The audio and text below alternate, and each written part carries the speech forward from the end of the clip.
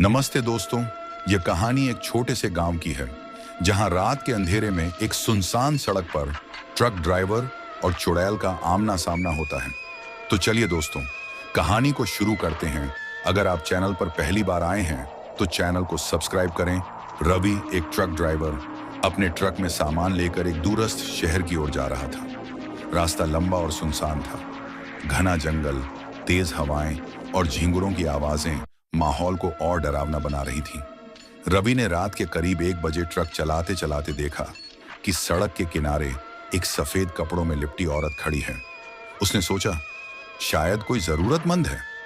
उसने ट्रक रोक दिया और खिड़की से बाहर झांक कर पूछा, क्या बात है बहन, कहाँ जाना है? वह औरत धीरे धीरे उसकी ओर बढ़ी। उसके पैर उल्टे थे। रवि की आंखों में डर की झलक साफ दिखने लगी। उसने महसूस किया कि कुछ तो गड़बड़ है, लेकिन उससे पहले कि वह ट्रक स्टार्ट करता, वह औरत ट्रक के बोनट पर कूद गई और जोर जोर से हंसने लगी। चुड़ैल की लाल आंखें, बिखरे बाल और खतरनाक हंसी ने रवि का खून जमा दिया। उसने तेजी से ट्रक का गियर लगाया और ट्रक चलाना शुरू किया। पर अजीब बात यह थी कि ट्रक जितनी तेज चलाता, चुड़ैल उतनी ही तेजी से ट्रक पर चढ़ी रहती। वह जोर जोर से बोलने लगी, रुक जा, वरना तेरी जान चली जाएगी। रवि डर के मारे चिल्लाने लगा, मुझे छोड़ दो, मैंने तुम्हारा क्या बिगाड़ा है? रवि ने सोचा कि उसे इस डर से बचने के लिए गांव के मंदिर की ओर जाना होगा। उसने ट्रक का रुख बदलकर मंदिर की ओर दौड़ा दिया। जैसे ही ट्रक मंदिर के करीब पहुंचा, चुड़ैल ने जोर से चीख मारी और ट्रक से कूद गई। रवि ने तेजी से ब्रेक लगाया और ट्रक रोक दिया। वह मंदिर के पुजारी के पास भागा और पूरी बात बताई।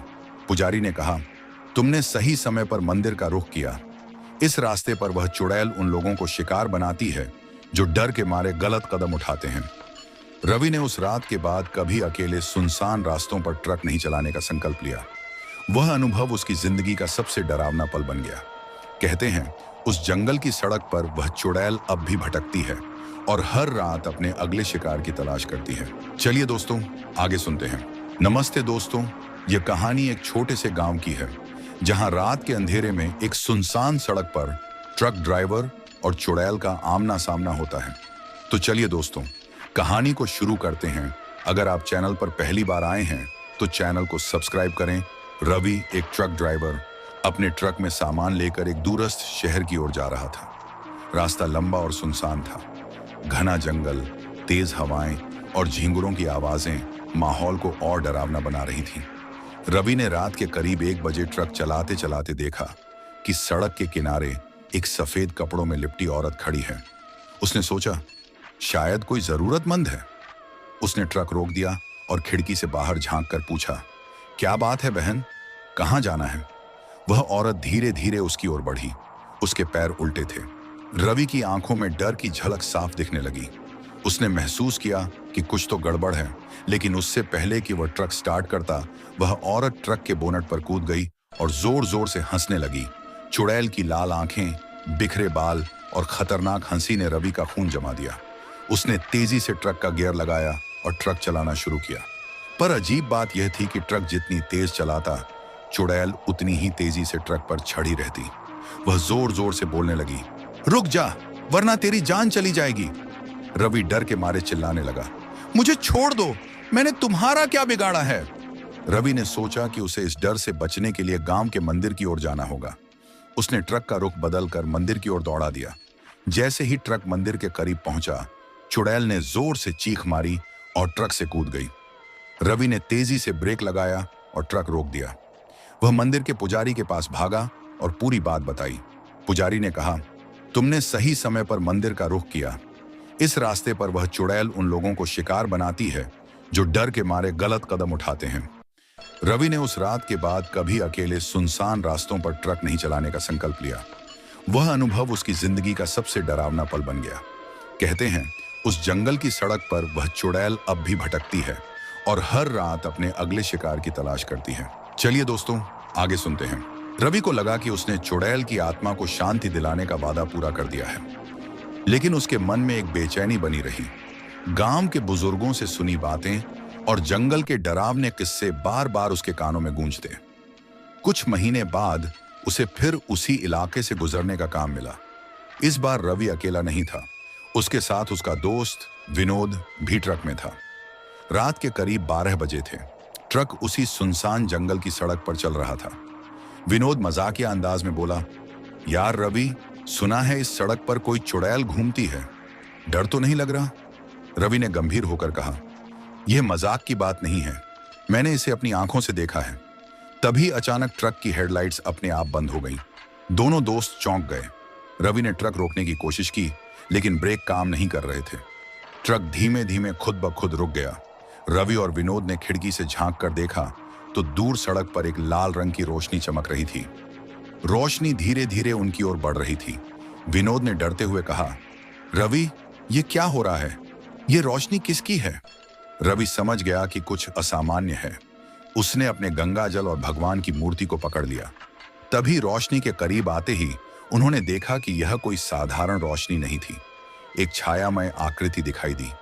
यह चुड़ैल थी, लेकिन इस बार उसकी शक्ल पहले से भी ज्यादा भयानक थी।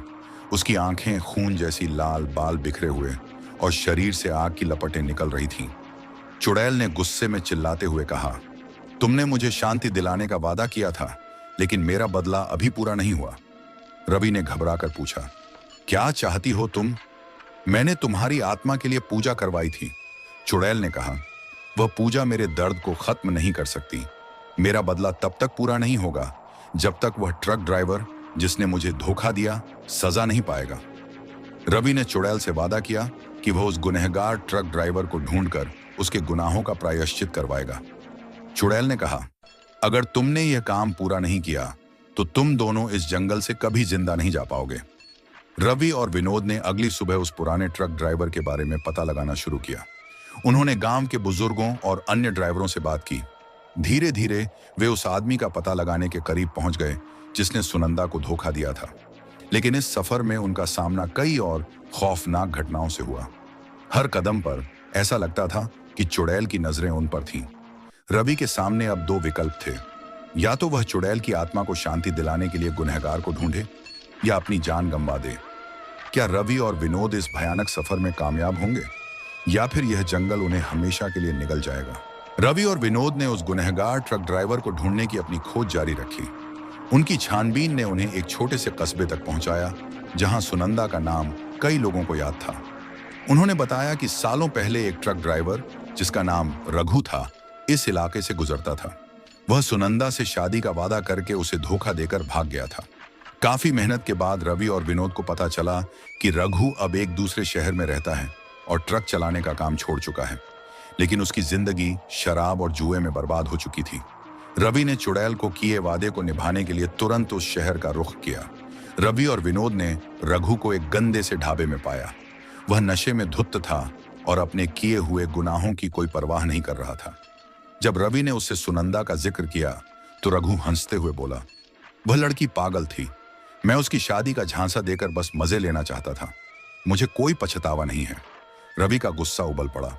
उसने रघु को सचेत किया कि सुनंदा की आत्मा अब भी भटक रही है और उसके कर्मों का बदला लेना चाहती है, लेकिन रघु ने इसे मजाक समझा। उसी रात जब रघु अपने घर में सो रहा था तो उसने अजीब आवाजें सुनी। खिड़कियां अपने आप खुलने लगीं और एक ठंडी हवा कमरे में भर गई। तभी अचानक एक परछाई उसके सामने प्रकट हुई। यह सुनंदा की आत्मा थी। सुनंदा ने चीखते हुए कहा, रघु, तूने मेरी जिंदगी बर्बाद की, आज मैं तुझे तुम्हारे कर्मों की सजा दूंगी। रघु डर के मारे कांपने लगा और रवि से मदद की गुहार लगाई।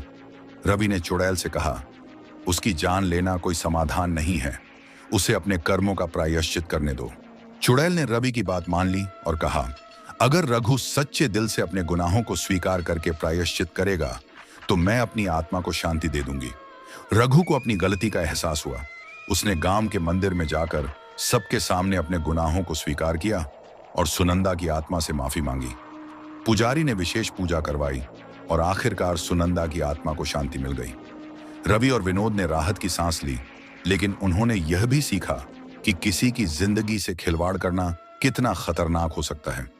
हालांकि जंगल की सड़क पर भटकने वाली कहानियां अब भी लोगों को डराती हैं।